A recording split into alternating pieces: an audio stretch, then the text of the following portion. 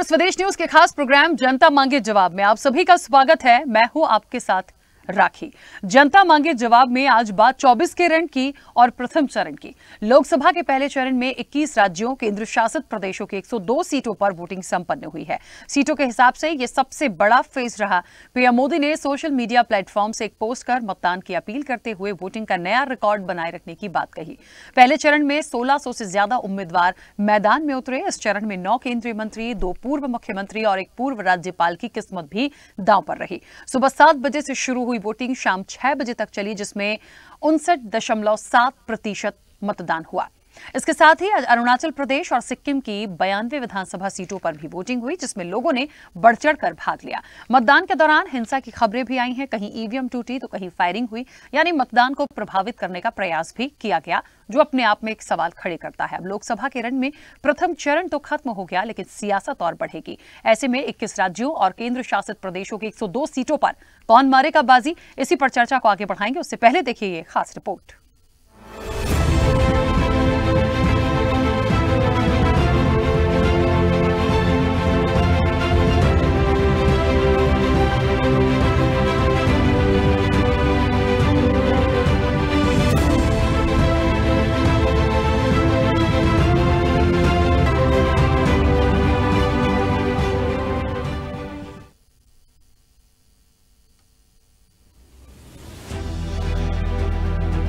लोकसभा चुनाव 2024 का पहला चरण आज संपन्न हुआ।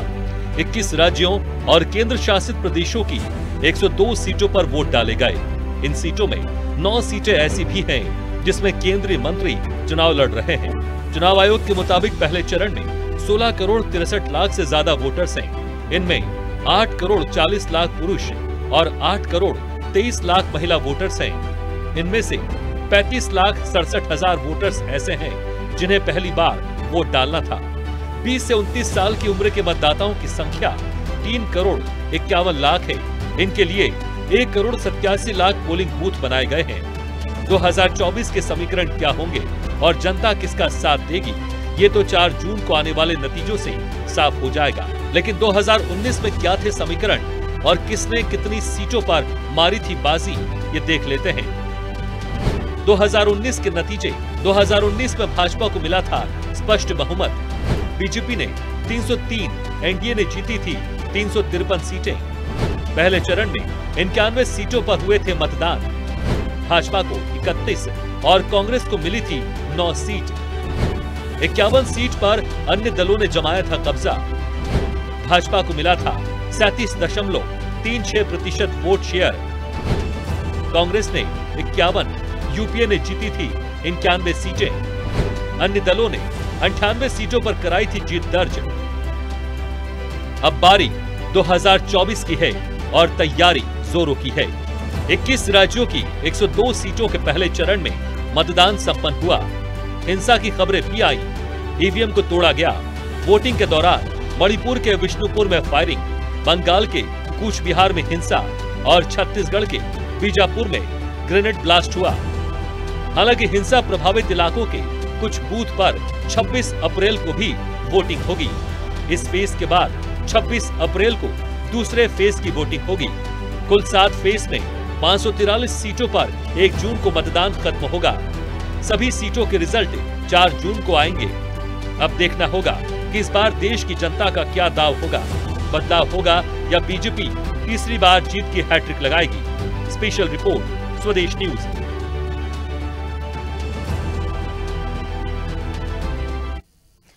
तो 24 चरण है, पहला चरण है। इस पूरी रिपोर्ट के बाद आपको बता दें कि आज इलेक्शन को लेकर पीएम मोदी ने भी कुछ कहा और उस पर प्रतिक्रिया भी विपक्ष की आई है, वो भी आपको सुनाते हैं। बीजेपी के पहले दिन का पहला शो ही फ्लॉप हो गया। पहले चरण की हवा और पश्चिम की हवा भारतीय जनता पार्टी का पूरे उत्तर प्रदेश में, देश में सफाया करेगी। भारतीय जनता पार्टी की न इनकी कहानी किसी को पसंद आ रही है, न इनके घिसे पिटे डायलॉग पसंद आ रहे हैं किसी को, और पहला ही शो फ्लॉप हो गया है। खिड़की पर कोई टिकट लेने भी नहीं जा रहा है। साथियों, बीजेपी एनडीए गठबंधन को दिया, आपका वोट केंद्र में सरकार तो बनाएगा ही, बीजेपी को एनडीए का आपका वोट विकसित भारत का सपना भी पूरा करेगा। ये चुनाव जीतना है, लेकिन मुझे तो पोलिंग बूथ जीतना है। बताइए, आप मेरी मदद करेंगे? घर घर जाएंगे, पहले से ज्यादा मतदान कराएंगे, पोलिंग बूथ जीतेंगे, अपनी पूरी ताकत पोलिंग बूथ पर लगाएंगे, पोलिंग बूथ में सबसे ज्यादा वोट लाने का काम करेंगे।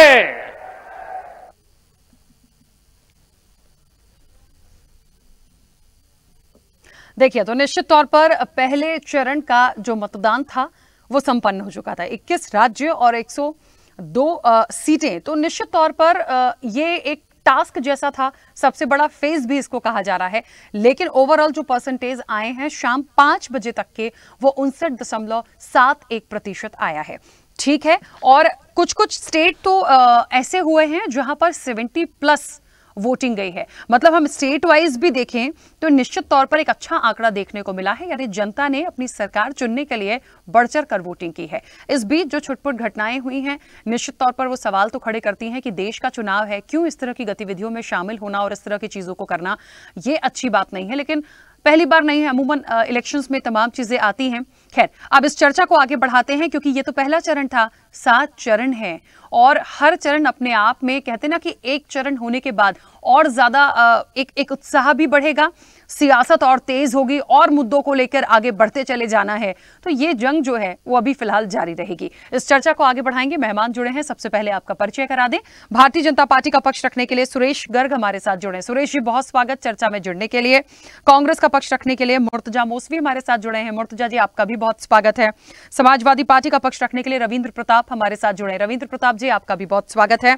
टीएमसी का पक्ष रखने के लिए फरीद खान जी हमारे साथ जुड़े हैं। फरीद जी, आपका भी बहुत स्वागत है। आम आदमी पार्टी का पक्ष रखने के लिए रमाकांत पटेल जी हमारे साथ जुड़े। रमाकांत जी, आपका भी बहुत स्वागत है। और वरिष्ठ पत्रकार हैं इंदुकांत दीक्षित जी। इंदुकांत जी, आपका भी बहुत स्वागत है। चर्चा की शुरुआत सबसे पहले सुरेश जी आपसे। मेरी आवाज पहुंच रही है? हेलो सुरेश जी, मेरी आवाज पहुंच रही है? हाँ जी, बताइए प्रश्न क्या आपका? सुरेश जी, 303 हुआ, 353 हुआ टोटल ओवरऑल एनडीए का आंकड़ा पिछली बार। अच्छी बात है, इस बार नारा 400 पार का है। पहला चरण जो हुआ उसे विपक्ष कह रहा है फ्लॉप शो है, और जिस तरह से वोटिंग के परसेंटेज आए हैं, कहीं ना कहीं भारतीय जनता पार्टी को मुश्किल हो सकती है। हालांकि जल्दबाजी होगी ये कहना, 7 चरण है, देखना पड़ेगा, समझना पड़ेगा। लेकिन जिन सीटों पर आज वोटिंग थी, उन सारे रिकॉर्ड्स को भी निकाल कर देखें तो किस तरह की चुनौती इसको मानते हैं? देखिए, भारतीय जनता पार्टी का जो लक्ष्य है एनडीए 400 पार और भारतीय जनता पार्टी 370, उस लक्ष्य को आराम से हम उसको अचीव करेंगे। क्योंकि जो पिछले 10 साल के जो नरेंद्र मोदी जी का जो कार्यकाल रहा है, जिस तरह से 10 साल के अंदर विकास की गंगा बहाई है, जिस तरीके से हमने विकास किया है, 10वीं अर्थव्यवस्था से 5वीं अर्थव्यवस्था लाए हैं, जिस तरह से गरीबों को हमने पक्के मकान बना के दिए, गरीबों को उज्ज्वला योजना के अंदर कनेक्शन दिए, जिस तरह से गरीबों के लिए शौचालय बना के दिए, तो वो सब चीजें जनता को पता है कि जनता का विकास कौन कर सकता है, केवल नरेंद्र मोदी जी विकास कर सकते हैं। तो विकास के मुद्दे पे आज इस पूरे हिंदुस्तान में 21 राज्यों के अंदर मतदान हुआ है, वो भारतीय जनता पार्टी के पक्ष में हुआ। विपक्ष ने तो 2019 के अंदर भी बोला था कि साहब ये फ्लॉप शो और, लेकिन अल्टीमेटली नतीजा भारतीय जनता पार्टी के फेवर में आया। आपने देखा होगा 2014 के अंदर हम 285 सीटें लेके आए थे, हम 2019 में उससे ज्यादा सीटें 303 लेके आए थे, एनडीए 353 लेके आए। तो अब की बार हम 370 भारतीय जनता पार्टी और एनडीए 400 पार का नारा जो दिया है, वो लक्ष्य को पूरा अचीव करेंगे और जनता हमारे साथ है। विपक्ष क्या है, कितना भी बोलते हैं कि विपक्ष के अंदर आपने देखा होगा एकजुटता तो विपक्ष में है नहीं। आपने देख लिया होगा कि पहले जो इंडी गठबंधन है उसके सूत्रधार थे नीतीश कुमार जी, वो इनको छोड़ के चले गए। इसके बाद में ममता बनर्जी थी, ममता बनर्जी इनको छोड़ के चली गई। आम आदमी का भी अता पता नहीं है कि वो क्या कर रही है। तो ये सब चीजें जनता को पता लग रहा है कि अगर स्थायी सरकार दे सकती है तो केवल भारतीय जनता पार्टी और नरेंद्र मोदी जी दे सकते हैं। देश का विकास कर सकते हैं तो नरेंद्र मोदी जी कर सकते हैं। तो उसी को ध्यान में रखते हुए जनता ने भारतीय जनता पार्टी के फेवर में वोट दिया है और अभी तो 6 चरण बाकी है। जैसे जैसे चरण बढ़ते रहेंगे भारतीय जनता पार्टी का वोटिंग परसेंटेज भी बढ़ेगा और हम अच्छे मतों से जीत के आएंगे। चलिए ठीक है। मुर्तजा मौसवी जी आवाज पहुंच रही है? मेरी आवाज आ रही है राखी जी? नमस्कार। मुर्तजा मौसवी जी, तेलंगाना क्या कहता है? मुझे एक दिन यहाँ पे जो है मुंगेरी लाल के हसीन सपने दिखा रहे हैं बीजेपी के प्रवक्ता। आज जो पोलिंग हुई है पूरी की पूरी इंडिया ब्लॉक के हक में हुई है। मैं तमिलनाडु पे नजर बनाया हुआ था, पूरी तमिलनाडु में 39 सीट वन साइड है और आगे की भी जो इतलात हमें आ रही है ये पूरी वन साइड इलेक्शन हुआ है। ठीक है, तमिलनाडु का जो वोटिंग परसेंटेज शाम 5 बजे तक आया वो 62.8% आया। अच्छा परसेंट है, अच्छा परसेंट है और बढ़ना चाहिए। हाँ, लेकिन एक परसेंट के आंकड़े तो आए नहीं मगर वो बढ़ेगा। ठीक है, लेकिन सीटों की जहां तक बात करें तो मुर्तजा जी क्या लग रहा है 38 सीटों में, मतलब आप एक ओवरऑल सारी चीजों को निकाले तो यहाँ की राजनीति सियासत बहुत अलग करती है, क्योंकि भारतीय जनता पार्टी बहुत ज्यादा उन चीजों में नहीं रही, लेकिन जिस तरह से आंकड़े हैं कि AIDMK को 1, CPI 2, CPM 2, DMK 23, तो ये क्राइटेरिया अलग हुआ। कांग्रेस 8, मुस्लिम लीग 1, VCK 1। पूरी DMK को आने वाली है, इंडिया ब्लॉक को ही आने वाली है। 39 सीट्स पूरे के पूरे जो है तमिलनाडु की वो इंडिया ब्लॉक को। चलिए, खैर वोटिंग का परसेंटेज तो जो कह रहा है और ये पिछली बार के जो आंकड़े हैं ये बहुत कुछ बताते हैं, कितना बदलाव होगा ये तो जनता का निर्णय है। खैर ठीक है, तो BLA हमारे बूथ लेवल एजेंट ये बहुत कुछ ठीक है। चीज जाहिर ये हो रही है, लोगों ने खुल के रिजेक्ट किया है बीजेपी को, एनडीए। चाहिए मुर्तजा जी वापस आती हूँ। ठीक है, रविंद्र जी आवाज पहुंच रही है मेरी? जी मैम। रविंद्र जी, उत्तर प्रदेश बड़ा महत्वपूर्ण रहा और मुझे ऐसा लगता है कि उत्तर प्रदेश में जिस तरह से वोटिंग के परसेंटेज आप देख लीजिए 57.54, मतलब उम्मीद थी थोड़ा और बढ़ सकता था, लेकिन ठीक है कोई नहीं, जितना भी आया है। लेकिन एक ओवरऑल सिनेरियो निकाल के दिखा जाए तो अखिलेश यादव कहते हैं कि जिस तरह से वोटिंग दिख रही है वो एक मतलब पहला ही जो ये शो था वो फ्लॉप शो है ये भारतीय जनता पार्टी के लिए। राखी जी, सबसे पहले तो जो आज मतदान हुआ है उसका रुझान स्पष्ट हो गया। मतदान चल रहा था, उधर गृह मंत्रालय और वित्त मंत्रालय में आग लग गई, लग रहा है आभास हो गया पहले ही। अब PMO में देखना है कब आग लगती है। दूसरा रुझान दिखाई पड़ा मोदी जी का, वहीं पर बिजनौर में, नगीना में, सहारनपुर में चुनाव हो रहा है, मुजफ्फरनगर में, अमरोहा में आके वो योगी जी और मोदी जी प्रचार कर रहे हैं। तो संस्थाओं का कैसे दुरुपयोग करते हैं, इतना बौखलाए हुए हैं मोदी जी उत्तर प्रदेश को लेके। अब जो उत्तर प्रदेश में चुनाव हुआ है ये मोदी जी की गारंटी के खिलाफ हुआ है। 2 प्रकार की गारंटियां थी, 2014-2019 का जो घोषणा पत्र इनका था और जो किसानों को इन्होंने गारंटी दिया था माफी मांग के। 2014-19 के घोषणा पत्र में जो भी गारंटी दिया था उसमें से एक भी गारंटी पूरी नहीं हुई। मैं ही इंतजार कर रहा हूँ, हम लोग गरीब पार्टी से हैं तो सोच रहा हूँ 15 लाख रुपए आपसे आ जाए, हमारे बच्चों को नौकरी मिल जाए। 2 करोड़ में से नहीं मिल पा रही है, क्योंकि हम लोग हिंदू हैं तो आशा करते हैं कि गंगा मैया ही पवित्र हो जाए, वो भी नहीं हो पा रहा है। और इच्छा है, किसान के बेटे हैं, सोचते हैं स्मार्ट सिटी में रह ले, वो भी नहीं मिल पा रही है।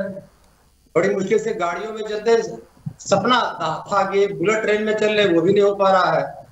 तो इनका एक गारंटी तो 14-19 का फेल हो गया। अब इन्होंने किसानों को गारंटी दिया था कि भैया माफी मांग रहे हैं, गलती हो गई, उठ जाओ और हम आपको दे देंगे। तो हमारे वेस्टर्न यूपी का पूरा मुद्दा ये है, क्योंकि वेस्टर्न यूपी में जो 8 लोकसभा के चुनाव हुए हैं, इसमें से भारतीय जनता पार्टी पहले से ही 5 सीट हारी हुई है पिछले चुनाव में। यहाँ पर जो मुख्य मुद्दा था, सबसे मुख्य मुद्दा यहाँ पर अग्निवीर का था, क्योंकि यहाँ के किसानों के बच्चे, किसान किसानी करते हैं, उनके बच्चे अग्निवीर में भर्ती होकर घर की स्थितियों को मजबूत करते हैं। तो मोदी जी ने भारतीय सेना का प्राइवेटकरण कर दिया, अग्निवीर भर्ती करके और सैनिक स्कूलों को प्राइवेट हाथों में देके। तो नाराज है जनता, बहुत नाराज है। फिर किसानों को आवारा पशु से छुट्टी नहीं मिल पा रही है। जो पश्चिमी उत्तर प्रदेश में दंगे कराया था भारतीय जनता पार्टी ने, तो कोर्ट ने बता दिया कि भारतीय जनता पार्टी ने कराया था। फिर उसके बाद जातीय समूह नाराज हो गया, ठाकुर समूह नाराज हो गया, जाट समूह नाराज हो गया, गुज्जर समूह नाराज हो गया, सैनी समूह नाराज हो गया, उसके बाद में त्यागी ब्राह्मण समूह नाराज हो गया। इन सब ने अपनी एक पंचायत की और कहा भारतीय जनता पार्टी हमारी भूल, तो कमल का फूल हमारी भूल, ऐसा करके नारा लगाए। तो उसका रुझान देखने को मिल रहा है। अभी जो 5 बजे तक आंकड़े आए हैं, सबसे कम 53% है, सबसे ज्यादा सहारनपुर में 63% है। ये आंकड़े बढ़ेंगे, ये 63% 65 से ऊपर जाएगा और 53 वाला हमको लगता है कि 55 और 60 के बीच में आएगा। तो भारतीय जनता पार्टी की सफाई की शुरुआत उत्तर प्रदेश ने कर दिया है। मोदी जी की गारंटी को असफलता में बदलते हुए उस पर मुहर लगा दिया। ठीक है, खैर अब ये देखिए, ये तो जनता का निर्णय है और ऐसे तो 7 चरण अभी हमें देखने हैं, तो हम अभी इतनी जल्दी कुछ नहीं कह सकते। लेकिन हाँ, जो एक वोटिंग परसेंटेज आता है उससे बहुत सारे आकलन निश्चित तौर पर निकलते हैं और जिन स्टेट में हुआ है निश्चित तौर पर उसके परसेंटेज बहुत कुछ बयां करते हैं। फरीद जी, आवाज पहुंच रही है मेरी? फरीद जी, मुझे लग रहा है आज पश्चिम बंगाल की जहां तक मैं बात करूं तो 77.57% 5 बजे तक की वोटिंग, मतलब उसके बाद भी आंकड़ा बढ़ा होगा। तो ये तो मानना पड़ेगा कि पश्चिम बंगाल में तो मतलब जो जनता है वो बड़ी उत्साहित थी इस बार इलेक्शन को लेकर, और अच्छा है, होना भी चाहिए, देश की सरकार जो चुननी है। लेकिन कुछ जो घटनाएं हुई हैं उसमें जो आरोप प्रत्यारोप लगे, ये थोड़ा डिसअपॉइंट करके गया। क्यों? होता है, अमूमन होता है, लेकिन ये अच्छा मैसेज नहीं जाता कि वहां पे कोई चीज होती है तो हम बीजेपी पे आरोप लगा दें, तमाम चीजें, ये अच्छी बात नहीं थी। जी बिल्कुल, सबसे पहले तो मैं देश के लोगों को और खासतौर से अपने बंगाल के लोगों को बहुत बहुत मुबारकबाद देना चाहूंगा कि जिस जोशो खरोश से वो लोग बाहर निकले हैं, वोट दे रहे हैं और मोदी गवर्नमेंट का सफाया करने की उन्होंने कसम खा ली। कि जिस तरह से मोदी जी ने जिस तरह से दिखावा किया, वादा किया और लोगों को बेवकूफ बनाया, तो लोगों ने देख लिया कि बहुत अच्छा मौका है कि अब और उनको बर्दाश्त नहीं किया जा सकता। इसीलिए आपने देखा है कि 5 बजे तक 77% की वोटिंग थी, ये आपको 85-86% तक जाएगी जो फाइनल रिपोर्ट आएगी। जिस तरह से महिलाएं और पुरुष लोग निकल के आकर जिन लोगों ने वोटिंग देने का काम किया है, हालांकि ये जो तीन सीटों पर वोटिंग हुई है, ये तीनों सीटें आज की तारीख में भाजपा के कंट्रोल में थी। लेकिन मुझे बहुत खुशी है, ये तीनों सीट भाजपा हार रही है इसलिए कि उन्होंने जो झूठे वादे किए। और आपने जिस तरह के जो वायलेंस की बात की, ये वायलेंस करा के और लोगों के बीच में जाते हैं कि देखिए इन लोगों ने हम पे अत्याचार किया। आज इलेक्शन कमीशन के हाथ में सब कुछ है और ये लोग पुलिस वालों को भी मार रहे हैं, पुलिस वालों की गाड़ियां रोक रहे हैं हमारे कैंडिडेट को, जबकि आप हमेशा हम पर इल्जाम आप लोग लगाते हैं, हमारे कैंडिडेट को इलाके में घुसने नहीं दिया जा रहा है। तो ये इनकी जालिमाना हरकत नहीं तो और क्या है। जो नीतीश कुमार जी जो है हमारे देश के गृह मंत्री है, MOS है, वो अपने इलाके में जिस तरह की गुंडागिरी करते हैं, पुलिस को आंख दिखाते हैं, पुलिस को घुसने नहीं देते हैं, जिस तरह की गुंडागिरी कर रहे हैं, उसका परिणाम अब अच्छा नहीं होने वाला है। बंगाल की जनता इनको माकूल जवाब देने जा रही है। देखिए, मुझे तो ऐसा लगता है जहां इस तरह की घटनाएं होती हैं उसका सीधा मैसेज यही होता है कि आप खुद तो कुछ कर नहीं पा रहे हैं, जो आम लोग वहां आ रहे हैं उनको भी नुकसान पहुंचाने की कोशिश करते हैं। ईवीएम को तोड़ देने का मतलब क्या आप नहीं चाहते वहां पे वोटिंग हो? वीवीपैट को तोड़ने का मतलब यही कि आप नहीं चाहते वहां पे वोटिंग हो। अभी आपने देखा कि 2 दिन पहले रामनवमी की पूजा हुई, बड़े बड़े मिছিল निकले, कोर्ट ने बोला था कि आप लोग एक लिमिट लेकर चलिएगा, कोई हथियार लेकर मत करिएगा, लेकिन हाई कोर्ट की भी इन्होंने बात नहीं मानी और जिस तरह से इन्होंने हर चीज को वायलेट की है, ये आपका गवाह है, आपने टीवी में देखा। एक जो इसी कूच बिहार में पिछले 2021 में एक SP साहब थे जिनको निलंबित किया गया था, जिनको बर्खास्त भी किया गया था, आज उन्होंने बीजेपी ज्वाइन कर ली है और वही SP साहब बड़े बड़े हथियार लेकर रास्ते में घूम रहे हैं और कानून का वायलेशन कर रहे हैं। कौन कर रहा है? लेकिन एक बात और देखनी पड़ेगी, 42 में से मुझे बताइए, TMC पिछली बार तो 22 थी, बीजेपी ने 18 सीटें लाकर खाता अच्छा खोला। मतलब थोड़ा सा इस आंकड़े को देखना पड़ेगा, बाकी को तो छोड़ दीजिए। यानी जो मूल रूप से लड़ाई है वो आपकी और भारतीय जनता पार्टी की है, क्योंकि अब गठबंधन हो गया। इस बार की जो लड़ाई है वो NDA वर्सेस इंडिया गठबंधन की हो गई। तो सीटों का वहां से यदि निकली है, मतलब कुछ तो लोगों ने सोचा है। और मुझे बहुत अच्छे से याद है पिछली बार जो दिग्गज वहां प्रचार करने पहुंचे थे, किसी का सिर फोड़ दिया गया था, तब भी इस तरह की हिंसक घटनाएं तो प्रचार के दौरान हुई थी। तो ये अच्छा मैसेज नहीं था। तो इस बार TMC यदि कह रही है कि ये परसेंटेज और बढ़ेगा, 84 तक पहुंच जाएगा, तो किसके पक्ष में? ये बहुत बड़ा महत्वपूर्ण सवाल है इस बार। लेकिन मैं आपको दावे के साथ कह रहा हूं कि ये 7 से 8 से ज्यादा सीटें नहीं लेके आने वाले। ये उतने में से बढ़ जाएंगे और हम लोग 32 से 34 सीट लेकर आ रहे हैं। और आप देखिएगा कि इन्होंने पिछले बार में जिस तरह के दावे किए थे, जिस तरह पे हम लोग को इल्जाम लगाया था कि बंगाल में वायलेंस होता है, और इन्होंने दावा किया था कि आपकी बाढ़ 200 के पार, तो ये इनके दावे रह जाएंगे। ये एक नैरेटिव तैयार करने की कोशिश करते हैं हिंदुस्तानी भाइयों को, बंगाल के लोगों को दिखाते हैं हमारी इतनी सीटें आ गई। हालांकि इनका ऐसा ना कुछ पहले भी नहीं हुआ था 2021 में, और इस बार भी नहीं होने वाला। आप इनको खुद एक दावा देख लीजिए, ये कहते हैं कि भाजपा की 70 आएगी और इनके इंडिया घटक के यानी कि उनकी सिर्फ 30 सीटें आएंगी। तो अपने घटक दल को ही ये साइड में रखना चाहते हैं, उनको बढ़ावा देना नहीं चाहते हैं। इनकी अपनी सीटें 370 आएंगी, तो ये इनकी घटक दल खुद इनके साथ देश के साथ नहीं है, वो डर से साथ में है। उनके ईडी का, सीबीआई का, इनकम टैक्स का डर है जो इनके साथ है, वो इनके साथ दिल से नहीं है। और आप देखिएगा 200 भी पार ये इस बार नहीं करने वाले हैं। भाजपा सरकार जा रही है, मोदी सरकार जा रही है, किसी भी कीमत पर। आप कहां से सीटें बढ़ाइएगा? आपकी हर जगह से सीटें कम हो रही है। अगर आपकी सीटें बढ़ती तो कुछ नए जगह से आपको सीटें निकालनी होती। ठीक है, आपको अपनी पुरानी जगह पर आप सीटें बचा कर रखें तो बड़ी बात होगी, नई जगह से आपको सीटें मिलने वाली नहीं है। चलिए ठीक है, ये भी जनता जनार्दन का निर्णय है, देखेंगे। अभी तो एक ही चरण हुआ है, 7 चरणों में क्या क्या परसेंटेज आते हैं, उसके बाद 400 पार हो रहा है कि नहीं, हम तो उस चर्चा में भी रहेंगे आपके साथ। खैर, रमाकांत जी आवाज पहुंच रही है मेरी? रमाकांत जी देखिए, ओवरऑल सिनेरियो तो जो परसेंटेज आए हैं उस पर तो बात करेंगे ही, लेकिन आज हमारे जो पैनलिस्ट जहां जहां से जुड़े हैं मैं उस पर भी थोड़ा सा फोकस करके उनसे बात कर रही हूं ताकि एक बहुत अच्छा कंक्लूजन निकल कर आए इस चर्चा का। क्योंकि आप मध्य प्रदेश से जुड़े हैं तो मैं सबसे पहले मध्य प्रदेश की बात करती हूँ। 6 सीटों पर वोटिंग हुई, शाम 5 बजे तक का जो एक परसेंट आया मध्य प्रदेश का 63.25, मतलब अच्छा परसेंट है। और निश्चित तौर पर एक, क्योंकि गठबंधन में निश्चित तौर पे आप लोग तो एक समर्थन भी कहीं ना कहीं होता ही है, तो उस नजरिए से यदि देखा जाए तो किस तरह से एक उम्मीद मध्य प्रदेश को लेकर है और पहले चरण को लेकर ओवरऑल जो आज तस्वीरें देखने को मिली उस पर आपकी प्रतिक्रिया? पहले चरण का मतदान अगर मध्य प्रदेश का हम देखेंगे तो निश्चित तौर पे काफी उत्साहित करने वाला परसेंटेज रहा है। 63% लोकसभा के चुनाव में पहले अमूमन ही कभी देखा गया होगा। मुझे याद है कि पिछली बार ओवरऑल 50% भी नहीं पहुंचा था, शायद 45 या 42% का मतदान हुआ था। तो अधिक मतदान होना इसका मतलब ये है कि क्योंकि यहाँ पे प्रदेश में भी बीजेपी की सरकार है और केंद्र में तो है ही बीजेपी की सरकार, जब लोग अधिक मतदान करते हैं तो उसका मतलब होता है कि सरकार को बदलना चाहते हैं, परिवर्तन करना चाहते हैं। इस नजरिए से अधिक मतदान को देखा जाता है। तो निश्चित तौर पे ये मतदान दिखाता है कि यहाँ से भारतीय जनता पार्टी जाने वाली है। और दूसरी तरफ अभी तो भाजपा के प्रवक्ता जी भी बोल रहे थे कि विकास के मुद्दे पे चुनाव लड़ रहे हैं।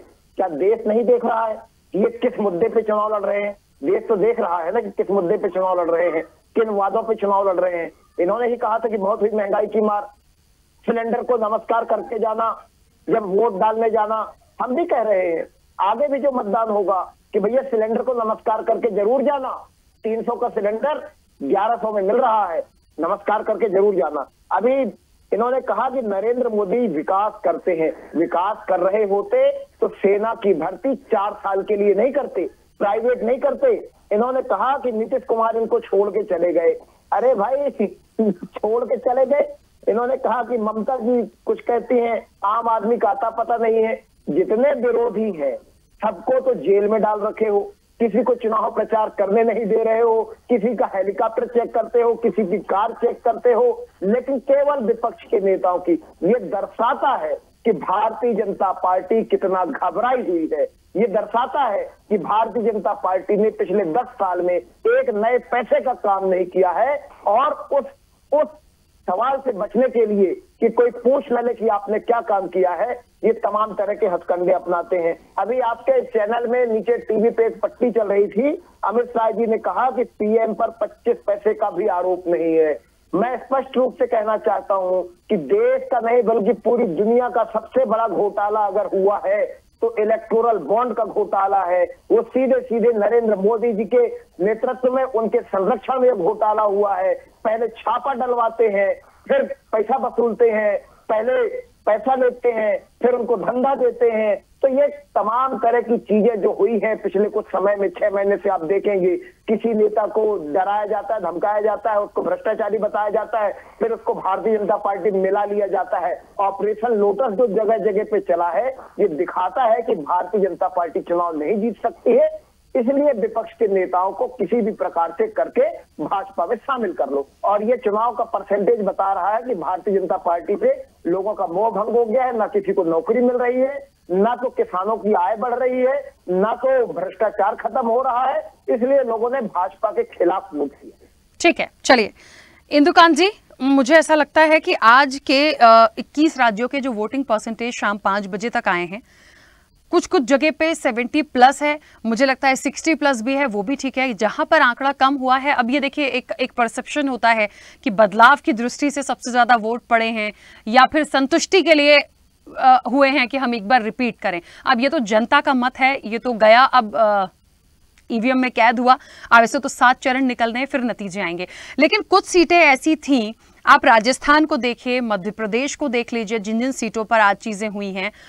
उसके अलावा जहां जहां सिर्फ एक ही सीट है, एक ही सीट के लिए होना था, वो किसके पास थी पहले। जैसे मैं एक एग्जांपल दूं, अंडमान निकोबार 56.87% आया यहां पर, और यहां की जो सीट है वो एक सीट थी, वो भी कांग्रेस के पास थी। अब राजस्थान की यदि मैं बात करूं तो राजस्थान को ले लीजिए, गुजरात में तो खैर आज कुछ था नहीं, लेकिन फिर भी क्योंकि चर्चा में चीजें आती हैं, हरियाणा को लीजिए, गुजरात को लीजिए, राजस्थान को लीजिए, मध्य प्रदेश में भी सिर्फ एक कांग्रेस के पास थी, बाकी बीजेपी के पास थी। तो जहां जहां पूरी की पूरी सीटें मान लीजिए अनुमानित भारतीय जनता पार्टी के पास रही है, क्या उसमें इस बार सेंध लगा पाएगी ये गठबंधन? नमस्कार, हमारे सारे को पैनलिस्ट को भी मेरा नमस्कार। राखी जी, देखिए, जो चुनाव हो रहे हैं पहली बार इस देश में काफी दिनों के बाद, एक बड़ी बात है कि किसी इमोटिव इशू पर, किसी भावनात्मक मुद्दे पर नहीं हो रहे हैं। तो जिन पार्टीज का ग्राउंड पे जो परफॉर्मेंस है उसी के हिसाब से वोटिंग होगा और जनता उसी हिसाब से निर्णय देगी। एक बड़ी बात आपकी रिपोर्ट में भी थी, उसमें थोड़ा सा मैं ऐड करना चाहता हूं। पिछली बार के पहले चरण में कम सीटों पर वोटिंग हुई थी और सीटें डिफरेंट थी। आज जो 102 सीटों पर वोटिंग हुई है पूरे देश में, उनमें से 40 सीटें पिछली बार एनडीए ने जीती थी, बाकी 62 सीटें 62 गैर एनडीए पार्टियों के पास थी। बिल्कुल। अर्थात आज की इंडिया गठबंधन के लोगों को मान सकते हैं या जो लोग उनसे अलग, जो दोनों गठबंधन से बाहर थे। तो ये एक एसिड टेस्ट था एनडीए के लिए, जिन्होंने ये नारा दिया है प्राइम मिनिस्टर के नेतृत्व में कि अब की बार 400 पार। आज के जो चुनाव के राज्य थे उनमें मुख्य रूप से सबसे प्रमुख योगदान था तमिलनाडु का, जहां 39 की 39 सभी सीटों पे चुनाव हुआ है और 102 में 39 बहुत बड़ा भाग है। मैं व्यक्तिगत तौर पे ये मानता हूं राखी जी कि आज बिल्कुल कांटे की लड़ाई की संभावना है। जो वोटिंग पैटर्न है वो ये बताता है, मोटे तौर पे सारे राजनीतिक विश्लेषक और राजनीतिक पार्टियां भी अंदर खाने मानती हैं, आपके यहाँ पब्लिकली माने या ना माने। जो रमाकांत पटेल जी कह रहे थे उनकी बात को मैं उद्धृत करना चाहता हूं कि जहां जो सरकार में होता है, अगर वहां ज्यादा वोटिंग हो रही है, जब मध्य प्रदेश के सिलसिले में इन्होंने कहा, तो वो ये दिखाता है कि शायद वहां की सत्ता के खिलाफ वोट जा रहा है। अमूमन यही माना जाता है कि सत्ता परिवर्तन के लिए। अब सत्ता परिवर्तन चूंकि राज्यों का चुनाव तो है नहीं, ये केंद्र का है।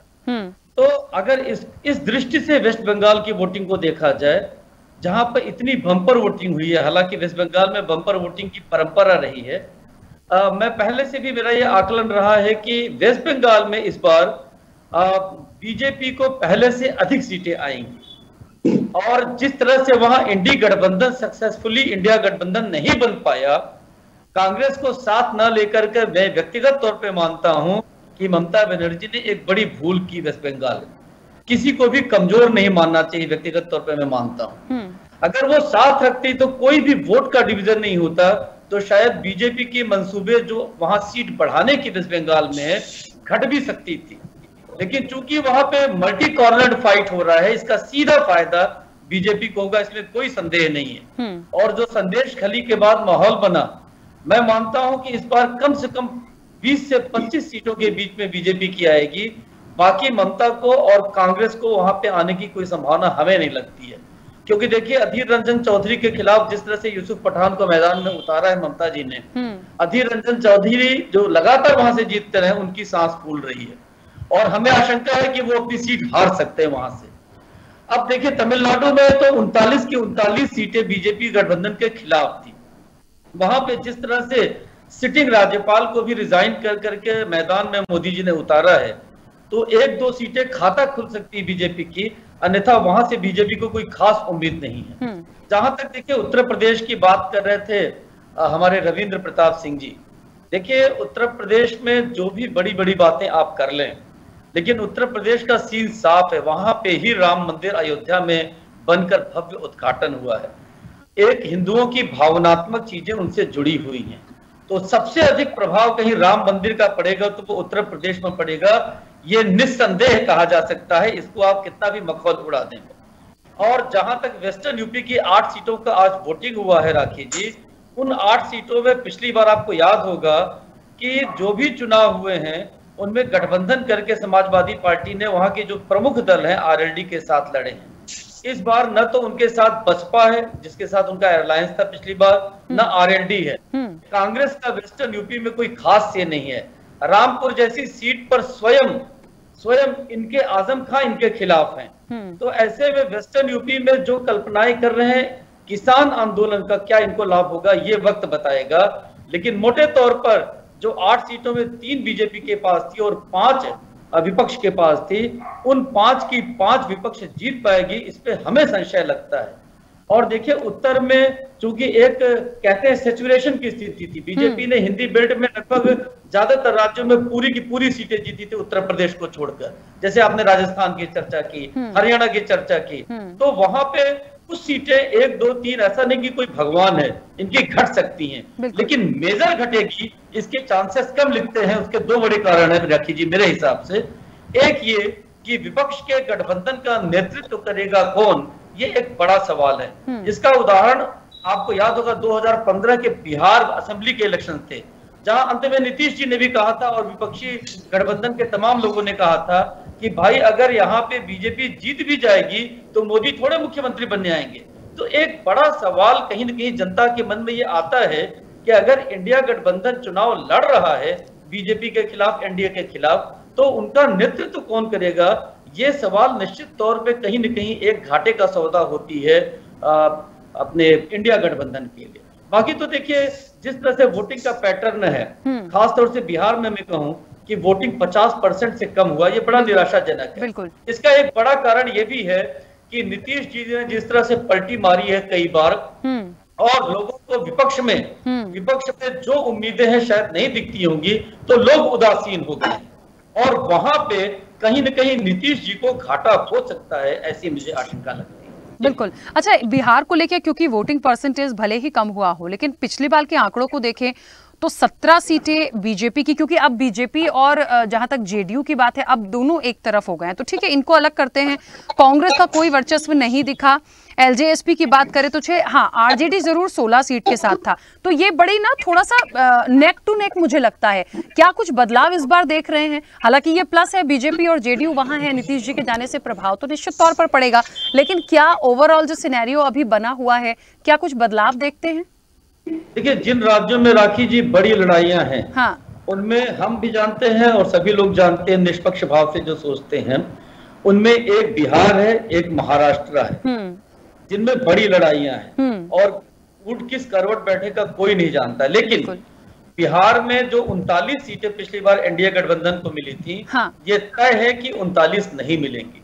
आरजेडी वहां सेंध लगाएगी, कितना लगाएगी ये कोई भी नहीं बता सकता है, लेकिन मेरा मानना है कि आरजेडी के साथ कांग्रेस मिलकर के वहां 8 से 10 सीटें निकाल सकती है, लेकिन इससे ज्यादा निकालेगी इसकी संभावना हमें नहीं लगती। बिल्कुल ठीक बात है। चलिए वापस रुक करते हैं सुरेश जी का। सुरेश जी देखिए, सबके जो एक आंकड़े आए हैं, जो वोटिंग परसेंटेज है, उसके अलावा उसके हिसाब से सबकी बातें हैं, क्योंकि ओवरऑल हम चर्चा पूरे देश के चुनाव की ही कर रहे हैं, लेकिन आज उन सीटों पर ज्यादा फोकस कर रहे हैं जहां पर वोटिंग हुई है। क्योंकि आप राजस्थान से जुड़े हैं तो मुझे ये इस वक्त पे पूछना ही पड़ेगा कि राजस्थान की पिछली बार की तमाम चीजों को यदि मैं यहाँ पर देखूं, और निश्चित तौर पर एक कहते हैं जब सब कुछ हमारे पास होता है तो हमें यह भी देखना पड़ेगा कि जरूरी नहीं है कि वापस वो सब कुछ मिल जाए, थोड़ी सी सेंध लग सकती है। मैं आज एक चर्चा में जुड़ी थी राजस्थान की, सिर्फ राजस्थान की चर्चा में, उसमें यह कहा गया कि जिन 12 सीटों पे वोटिंग हुई है 12 की 12 कांग्रेस लेकर जाएगी। तो मैंने उनको भी यही कहा कि इस तरह के दावे मत कीजिए कि 12 सीटों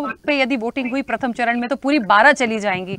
कुछ थोड़ा सा मार्जिन आता है सब जगह, तो इतना ओवर कॉन्फिडेंस नहीं होना चाहिए कांग्रेस को भी, मुझे लगता है। पर आपसे भी मैं ये चीज कहती हूँ कि जरूरी नहीं है कि पूरी की पूरी सीटें एक बार फिर राजस्थान से आएं। देखिए राखी जी, मैं तो ये कह रहा हूँ कि अभी राजस्थान में 12 सीटों पर मतदान हुआ है। आपने देखा होगा 12 सीटों में से कुछ ऐसे लोकसभा के क्षेत्र हैं जहां पे कांग्रेस के कैंडिडेट ने कहा कि हमें जबरदस्ती चुनाव में उतारा गया है। अब जैसे जयपुर की बात ले लीजिए, जयपुर के अंदर पहले सुनील शर्मा जी को उतारा था, इसके बाद में सुनील शर्मा जी ने अपना टिकट वापस दे दिया और फिर प्रताप सिंह खाचरियावास को उतारा।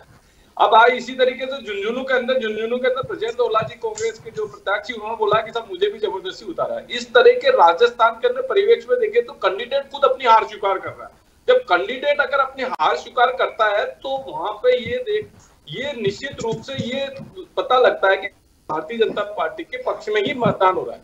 जब कैंडिडेट अपनी हार स्वीकार चुनाव से पहले ही हार स्वीकार कर रहा है तो फिर ये निश्चित है कि भारतीय जनता पार्टी के पक्ष में ही मतदान होगा। तो वो जो ट्रेंड है राजस्थान का, वो ट्रेंड यही बता रहा है कि जहां भी अगर चुनाव हुए वहां भारतीय जनता पार्टी की स्थिति मजबूत है। और हम अभी भी कह रहे हैं कि भारतीय जनता पार्टी राजस्थान में 12 की 12 सीटें जो अभी हुई है उनमें जीत के आएंगे। क्यों? देखिए, एक तो विकास का मुद्दा तो ही है कि हमने 10 साल के अंदर क्या दिया, 10 साल के अंदर हमने हिंदुस्तान में क्या दिया, राजस्थान में क्या दिया पिछली, और फिर राजस्थान में पिछले 5 साल तक कांग्रेस की सरकार रही। उस कांग्रेस की 5 साल की सरकार के अंदर ये देखा है कि राजस्थान में भ्रष्टाचार चरम सीमा पे था, जनता इनसे बहुत ज्यादा त्रस्त थी। आज की तारीख में 100 दिन का अगर हमारा भारतीय जनता पार्टी का राजस्थान का कार्यकाल देख लीजिए, पिछले 100 दिन के इनके कांग्रेस के कार्यकाल देख लीजिए, उनको अगर कंपैरिजन करेंगे तो उसमें भारतीय जनता पार्टी का 100 दिन का कार्यकाल सबसे मजबूत कार्यकाल रहा है, जिसके अंदर हमने हमारा जो संकल्प पत्र राजस्थान का था, उस संकल्प पत्र के 45 से 50% वादे तो हमने 100 दिन के अंदर पूरे कर दिए। सबसे ज्यादा मुद्दा था हमारा ईआरसीपी का। ईआरसीपी के लिए अशोक गहलोत जी बार बार 5 साल तक कहते आ रहे थे कि, लेकिन ईआरसीपी पे अशोक गहलोत जी सिंसियर नहीं थे। हमारी सरकार आते ही सबसे पहले हमने ईआरसीपी के मुद्दे को समझौता किया और दोनों राज्यों को बिठा के, दोनों राज्यों के मुख्यमंत्री को बिठा के तुरंत हमने ईआरसीपी से समझौता किया। इसी तरीके से यमुना जल समझौता जो है वो काफी लंबे टाइम से पेंडिंग पड़ा हुआ था, उसको हमने किया। इसी तरीके से आपने देखा होगा एसआईटी गठन, जो पेपर लीक का जो मामला राजस्थान के अंदर था, वो बहुत बड़ा चरम मुद्दे पे था। इनके जो एसीबी प्रमुख बीएल सोनी जी थे, उन्होंने खुद ने ये कहा, ओपन में स्टेटमेंट दिया है कि राजस्थान के अंदर पेपर लीक के अंदर जो बड़े बड़े माफिया है उनको गहलोत जी ने पकड़ने से मना किया हुआ था। बड़ी मछली को पकड़ने के लिए गहलोत जी ने मना किया। अब आप जब से हमारी सरकार आई, आप देखिए एसआईटी का गठन हुआ और बड़े बड़े लोगों को भी हम पकड़ने जा रहे हैं। और आप देखिए कि एक सब इंस्पेक्टर भर्ती 2021 की जो हुई थी, जिसके अंदर पता लगा कि वो तो पूरी फर्जी भर्ती थी, और हमने गिरफ्तार किया, लोगों को गिरफ्तार किया। जो भर्ती घोटाले उनमें पता लग रहा है कि किस तरीके से इनके लोग लिप्त थे। तो आज राजस्थान की जनता पिछले 100 दिन से एक खुशी महसूस कर रही है, एक सुख महसूस कर रही है कि भाई हमें अच्छी सरकार मिली है। अब उन्हीं के नतीजे से भारतीय जनता पार्टी के पक्ष में राजस्थान के अंदर वोट मिलेंगे। और हम अभी भी यही कह रहे हैं कि 12 की 12 सीटें भारतीय जनता पार्टी जीत के आएगी। चलिए, अब वही बात मैं आपके लिए भी कहूंगी, ठीक है आपने काम किया है और आपको लगता है काम हुआ है। नहीं, मैंने कहा ही नहीं कि आप ओवर कॉन्फिडेंस में हैं। मैं तो बस ये कह रही हूँ कि मैंने कांग्रेस को भी यही कहा था कि ऐसे मत बोलिए कि सब आपके पास जा रहा है। मैंने ये वर्ड यूज ही नहीं करा कि ओवर कॉन्फिडेंस। मैं किसी को नहीं बोलती ओवर कॉन्फिडेंस है। आपने यदि काम किया है तो जनता आपको पूरी 12 सीटें देगी। कांग्रेस ने किया होगा, कांग्रेस को देगी। तो जबरदस्ती उतारा गया तो उससे अपनी हार को स्वीकार कर लेना। आज मैं जयपुर में बैठा हूँ, जयपुर के कैंडिडेट में खुद कह रहा है कि मेरे साथ में पार्टी साथ में नहीं। ठीक है, और क्या हो सकता है? देखिए, एक बात मैं बहुत सारे इलेक्शंस क्योंकि देखे हैं, और बातचीत करते हैं, हर जगह की अपडेट्स रखते हैं, कहाँ कैसा हो रहा है। मुझे लगता है प्रत्याशियों का भी अपना बहुत प्रभाव पड़ता है। वो चेहरा कौन सा है, यदि वहां से दूसरी बार मौका मिल रहा है किसी सांसद को, तो उसका कितना भरोसा है, उसने पहले अपना जो रिपोर्ट कार्ड दिया है, पहले जब उसको मौका मिला तब उसने कितना काम किया, ये सारी चीजें भी होती हैं। कोई नया चेहरा है तो उसमें कितनी क्षमता है, वो किस तरह से जनता के बीच में अपनी बातों को लेकर गया है, ये सारी चीजें उस पर्टिकुलर लोकसभा क्षेत्र को लेकर होती हैं। लेकिन क्योंकि देश का चुनाव है तो वहां पर एक फेस काम करता है, वहां पर एक पार्टी के रूप में आप अपने आप को प्रेजेंट करते हो, तो वो एक प्लस लग जाता है। तो फैक्टर बहुत सारे काम करते हैं। हम सिर्फ ये कह दें कि सिर्फ पीएम मोदी जी के लिए ही चुनाव है तो हर बीजेपी का प्रत्याशी जीत जाएगा, मैं इससे तो थोड़ा सहमत नहीं हूं। हर जगह की स्ट्रैटेजी अलग काम करती है, प्रत्याशी अलग काम करता है, उसका प्रभाव अपना अलग होता है। खैर, अब पहला चरण तो हो गया, अब जनता को निर्णय देना है, देखेंगे उसमें।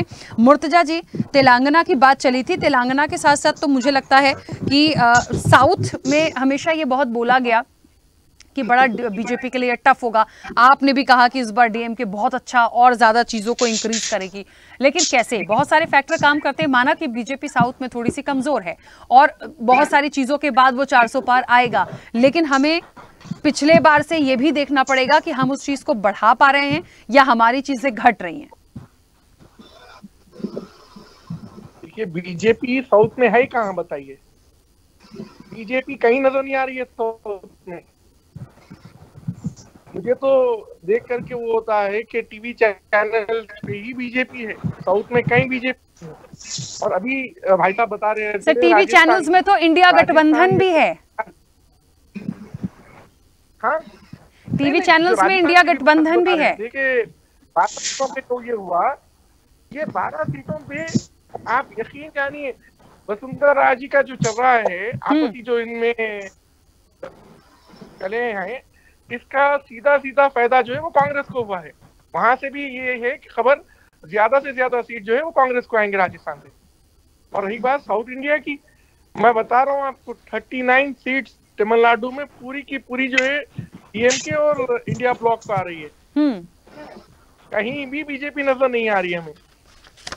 बीजेपी अगर कहीं नजर आती है तो वो या तो न्यूज एंकर्स, जो नहीं कहना चाहूंगा राखी जी, फिर बात यही होगी, मैं आपको कभी टारगेट नहीं करता हूँ, मगर कुछ जो है बस उन्हीं के जमान से में आती है।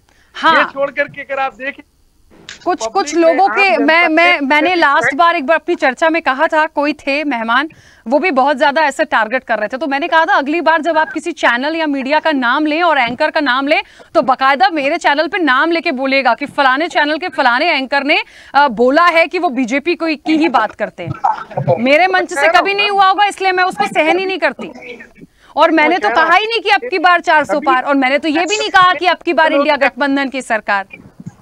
वो बीजेपी के प्रवक्ता बने हुए तो मेरा निशाना कतई जो है ना स्वदेश चैनल है ना राखी जी है।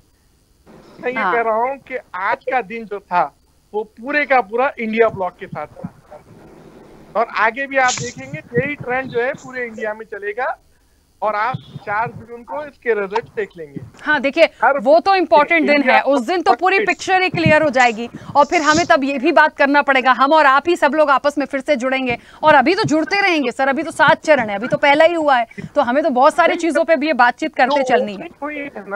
वो ओपनिंग पूरी इंडिया ब्लॉक की जनता की हुई है, इंडिया की जनता जो त्रस्त थी वो आज खुल करके वोट दी है, और बीजेपी को।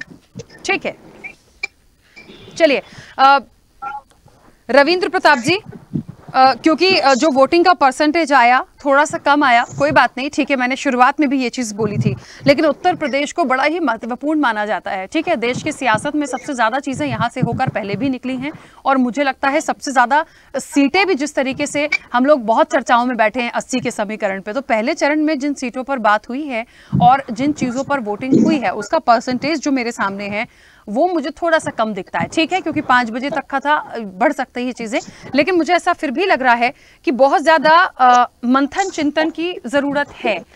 इसलिए भी है क्योंकि एक तरफा मुख्य विपक्षी दल हम मानते हैं समाजवादी पार्टी को गठबंधन में कांग्रेस को लिया हुआ है, अच्छी बात है, हो सकता है बहुत प्लस जाए, लेकिन कांग्रेस का बहुत ज्यादा वजूद जो है वो उत्तर प्रदेश में बहुत लास्ट टाइम से आप देखिए रहा नहीं। तो एक तरफा भले ही गठबंधन में है, लेकिन वो जो एक फाइट लगती है ना, वो सिर्फ ये लगती है कि बीजेपी और सपा के बीच की है। मैं कांग्रेस के लिए ऐसी कोई बात नहीं कह रही हूँ कि कांग्रेस का वजूद नहीं है, कांग्रेस को भी सीटें मिली हैं, वो अपनी फाइट में है, लेकिन ओवरऑल जो स्टेट की स्ट्रेटजी कहती है, जो वहां की राजनीति कहती है, मैं उस लहजे से कांग्रेस के लिए कह रही हूँ कि वहां से वो कमजोर हैं। आप सहारनपुर का प्रियंका जी का जो आपने कहा है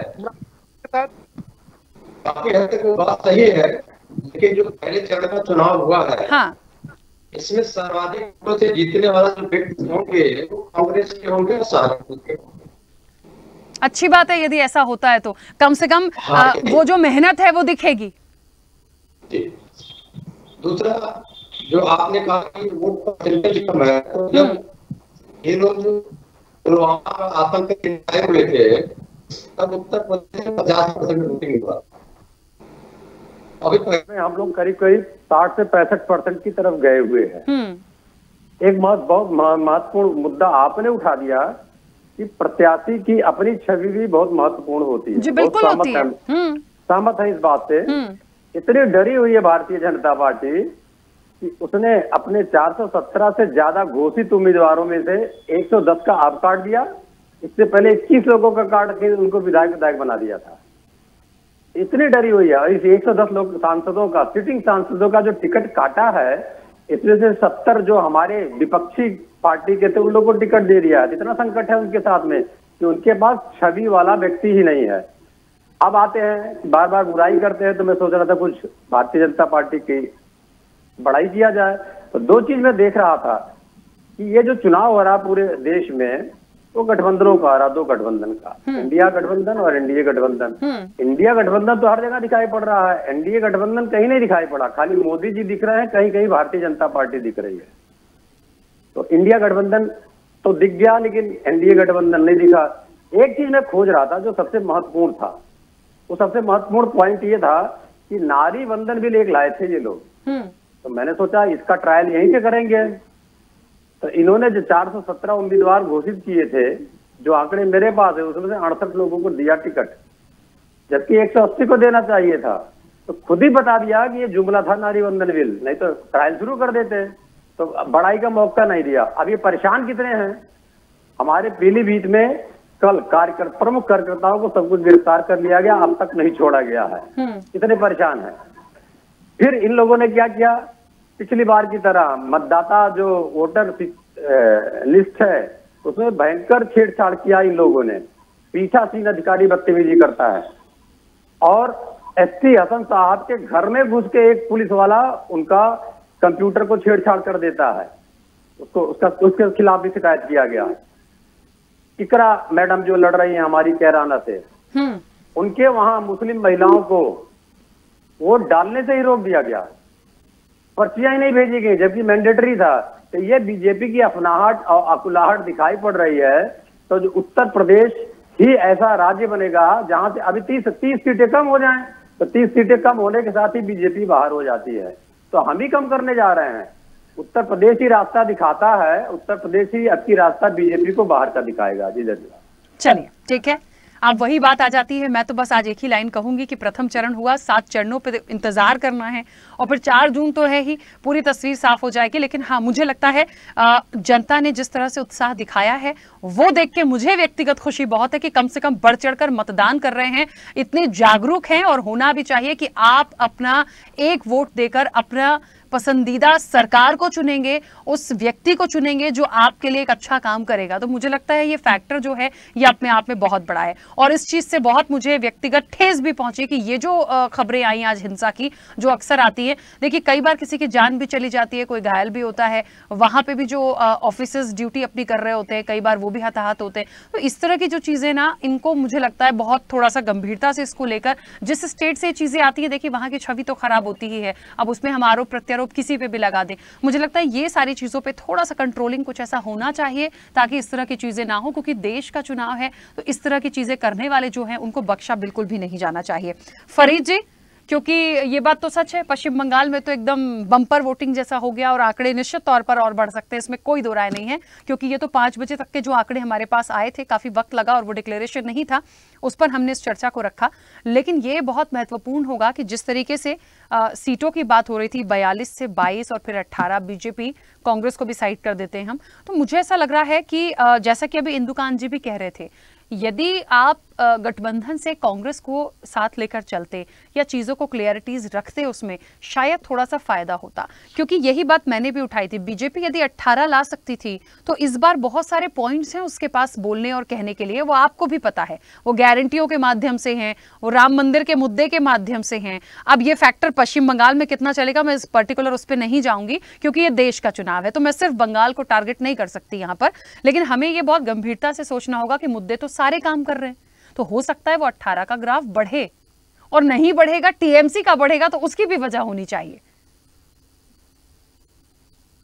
तो उनका नहीं बढ़ने वाला है, मैं आपको दावे के साथ कह दे रहा हूँ, क्योंकि इनका जो बेस नॉर्थ बंगाल में ज्यादा मजबूत था, वो आज जो 3 की 3 सीटें हैं जो इनके पास कल तक थी, वो जा रही, और भी जो अगला इलेक्शन होगा वो भी सीटें इनकी जाएंगी।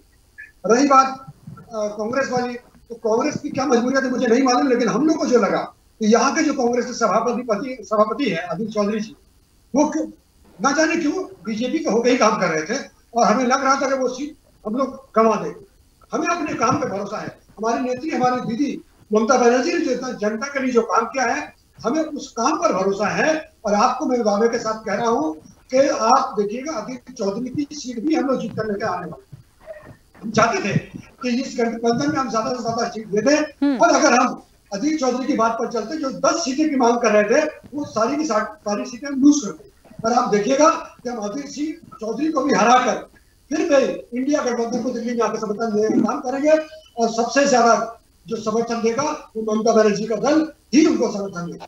ममता बनर्जी लोगों के दिलों में उतरी हुई है, ममता बनर्जी लोगों के काम करने जानती है। आपने देखा कि कई दिन पहले जिस तरह का तूफान जो नॉर्थ बंगाल में आया, हमारी नेत्री ममता बनर्जी रात को 9 बजे यहाँ पर गई और घर घर जाकर रात को 3 बजे तक घर घर जाकर लोगों को हालचाल पूछा, कोई तकलीफ है कि नहीं है। और इलेक्शन कमीशन ने जो हमें काम करने से रोका, जिन लोगों के घर उजाड़ गए थे, हमने हमारी नेत्री ने किसी भी चीज की परवाह किए बगैर उनके घर में उनके घर बनवाने का काम किया, उनके जो खाने पीने का इंतजाम किया। और इसीलिए हम पूरा दावे के साथ कह रहे हैं, और हमें पूरा एतमाद है कि लोग नॉर्थ बंगाल के लोग इस बार ममता बनर्जी का पूरी, चलिए क्योंकि समय की सीमा है, ठीक है फरीद जी रोकूंगी। रमाकांत पटेल जी जल्दी से अपनी बात रखिएगा। मैं फिर बतलाना चाहता हूं, अभी भाजपा प्रवक्ता को सुन रहा था, इन्होंने कहा कि बीजेपी ने काम किया है, मोदी जी ने काम किया है, उनके काम के नाम पे वोट मांग रहे हैं। मैं फिर बतलाऊं कि अगर इन्होंने काम किया होता तो अपने काम के बारे में ये बताते। ये भाजपा के लोग क्या बता रहे हैं, क्या बता रहे हैं मोदी जी? इन्होंने वादा क्या किया था कि हम 10% आबादी रह जाएगी गरीबी रेखा में, और 80 करोड़ लोगों से ज्यादा लोग अगर 5 किलो राशन ले रहे हैं, तो इन्होंने क्या काम किया है कि आज भी लोग गरीब हैं, आज भी लोग गरीब हैं। तो इन्होंने कोई काम नहीं किया है। इन्होंने बात की थी भ्रष्टाचार की, तो भ्रष्टाचार क्या मध्य प्रदेश में नहीं दिखा? मध्य प्रदेश में भ्रष्टाचार दिखा, इसलिए यहाँ पे ज्यादा मतदान हुआ। आप देखिए व्यापम जैसे घोटाले, पटवारी भर्ती जैसे घोटाले, पीएससी में घोटाला, पुलिस भर्ती में घोटाला, तमाम भर्तियों में जब घोटाले यहाँ पर हुए हैं, इतने तमाम घोटाले हुए हैं, तो निश्चित तौर पे इनको हराने का काम इस बार देश की जनता करेगी। देश की जनता इनके जुमलों से परेशान हो गई है, झूठ से परेशान हो गई है, इनकी लूट से परेशान हो गई है। ठीक है, चलिए क्योंकि समय की सीमा है, इंदुकांत जी एक छोटा सा प्रश्न आपसे, बहुत जल्दी से अपना उत्तर दीजिएगा। मुझे लगता है असम, मेघालय, त्रिपुरा, नागालैंड, ये स्टेट्स ऐसे हैं, यहाँ की स्ट्रैटेजी, तेलंगाना, साउथ, यहाँ की स्ट्रैटेजी, इनकी जो अलग पार्टियां हैं वो बड़ी अलग ही काम करती हैं। मतलब वहां से तोड़ निकाल पाना किसी का भी, यदि आप गठबंधन में किसी को ले लेते तो ठीक है, नहीं तो इनका तोड़ बड़ा मुश्किल होता है। तो क्या यहाँ से बीजेपी या कांग्रेस पर्टिकुलर कोई एक अपना वर्चस्व बना पाएगी, या ये जो दल है ये अपनी चीजों को लेकर आगे बढ़ जाएंगे? हमसे सवाल है? हाँ इंदुकांत जी आपसे। जी राखी जी, देखिए जहाँ पे एक क्षेत्रीय दल मजबूत है, जैसे सिक्किम में गया था, हाँ। तो वहाँ जो क्षेत्रीय दल है उनके मुकाबले क्षेत्रीय दल ही कुछ कर सकते हैं, वहाँ कोई राष्ट्रीय दल का कोई खास अस्तित्व नहीं है। इसी तरह से जो नॉर्थ ईस्ट के और राज्य हैं, वहाँ जिसने भी अपनी पकड़ बना ली, जैसे अरुणाचल में बीजेपी ने बना ली है, हाँ। लेकिन मणिपुर में डावाडोल स्थिति है, जिस तरह से लड़ाई झगड़ा हिंसा वहां पे हुई, वहां क्या होगा ये वक्त बताएगा। त्रिपुरा में कम्युनिस्ट पार्टियों को बाहर सत्ता से करके बीजेपी ने पकड़ बनाई, अब इस बार क्या परिणाम होंगे वो स्पष्ट होगा। बहुत बदलाव नहीं है। आप देखिए अरुणाचल और कई राज्यों में वहां पे राहुल गांधी स्वयं कांग्रेस के लीडर नहीं गए। बिल्कुल। एक तेलंगाना की बात मैं कह दूं, दक्षिण के लिए मुर्तजा जी कह रहे थे कि बीजेपी का कोई खास उम्मीद नहीं। मैं अभी कर्नाटका में हूँ। कर्नाटक में पिछली बार 25 सीटें जीती थी बीजेपी ने, 1-2 कम हो सकती है, लेकिन कांग्रेस को सरकार बनाने के बाद भी इस बार कर्नाटक में बहुत ज्यादा उम्मीद नहीं है। तमिलनाडु में, केरल में खाता खोल सकती है बीजेपी, अपने आप में बड़ी बात है, चाहे वो 1 सीट लाए चाहे 2 सीट लाए। और तेलंगाना में बीजेपी की सीट बढ़नी तय है, ये आप मान लीजिए। आंध्रा में उन्होंने जो स्थितियां बनाई हैं, जिस तरह से लड़ाई हो रही है, वो मुकाबले की लड़ाई हो रही है, वहां भी उनकी सीटें आ सकती हैं। तो इन चीजों का काट इंडिया गठबंधन नॉर्थ में कितना करेगा, इसी पर डिपेंड करेगा कि 4 जून को किसकी सरकार बनने बिल्कुल की बात। बिल्कुल। और ये डे 1 से हम इस चीज को लेकर चल रहे थे कि साउथ से बहुत सारी चीजें स्थितियों को स्पष्ट करेंगी। अब अभी तो 7 चरण है, जितना जोर लगा सकते हैं मुझे लगता है दोनों को लगाना चाहिए, और फिर देखते हैं देश की जनता किसकी सरकार को चुन रही है। मुर्तजा जी, क्योंकि समय हो गया, वापस नहीं आ पाऊंगी। आप सभी का बहुत शुक्रिया इस चर्चा में जुड़ने के लिए। और निश्चित तौर पर देखिए, एक बात तो है, रणभूमि 2024 है, प्रथम चरण का मतदान संपन्न हो चुका है। ऐसे 7 चरण हैं, बाकी के जो 6 चरण बचे हैं उसमें आप देखिए कि जो स्टेट होंगे, वहां की स्ट्रेटजी, वहां के प्रत्याशी वो कितना प्रभाव डालते हैं, और जो देश के मुद्दे हैं वो तो आपको और हमें पता ही है, सबके न्याय पत्र और गारंटी भी हमें पता है। अब देखते हैं आने वाले समय में क्या होता है। चर्चा में इतना ही। बने रहिए स्वदेश न्यूज के साथ। सबसे पहले देश।